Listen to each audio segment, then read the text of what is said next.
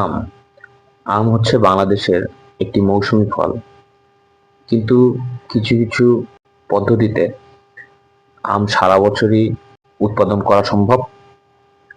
তো আজ আমরা জানবো আমের কিছু স্বাস্থ্য উপকারিতা এবং কিছু অপকারিতা। আগে আমরা উপকারিতা জানি। মানুষ স্থূল মানুষ স্থূলতা কমাতে কঠোর পরিশ্রম করে, তবুও তাদের ওজন কমে না।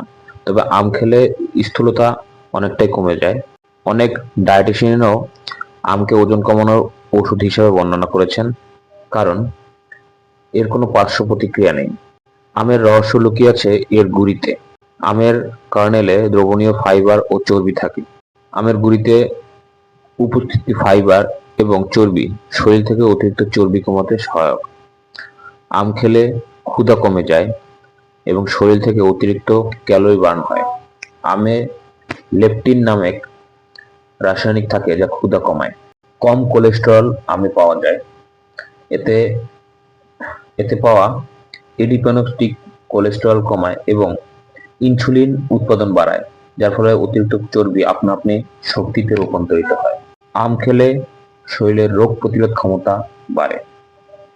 হৃৎপিণ্ড সুস্থ থাকে। কাঁচা আম খেলে আমাদের শরীরে খারাপ কোলেস্টেরলের পরিমাণ কমে যায় এবং ভালো কোলেস্টেরলের পরিমাণ বেড়ে যায়, যা হার্টের স্বাস্থ্যের উন্নতি ঘটায়।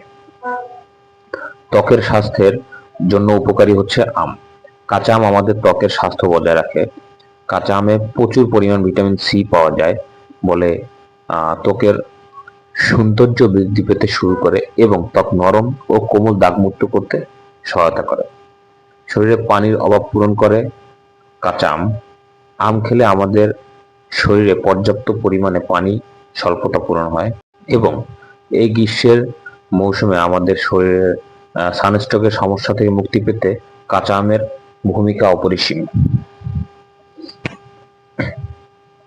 আম আমাদের দৃষ্টিশক্তি বাড়াতে সহায়তা করে। আমে স্যাচুরেটেড ফ্যাট, কোলেস্টেরল এবং সোডিয়াম খুবই কম। এছাড়াও এটি খাদ্য তালিকাগত আঁশ, ভিটামিন বি6, ভিটামিন এ এবং ভিটামিন সি এর একটি ভালো উৎস হিসেবে বিবেচিত করা হয়। আম খাওয়া অনেক স্বাস্থ্য উপকারিতা রয়েছে।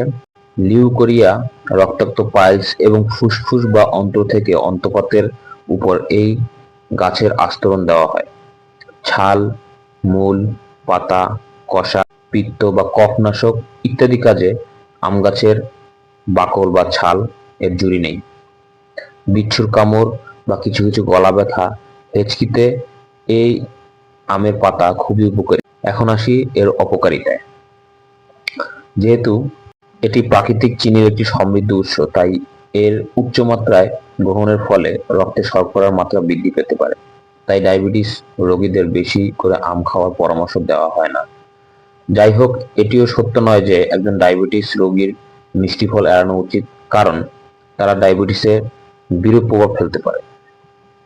এছাড়াও আমে রয়েছে প্রচুর পরিমাণ ফাইবার, যার কারণে অতিরিক্ত সেবনে ডায়রিয়া হতে পারে।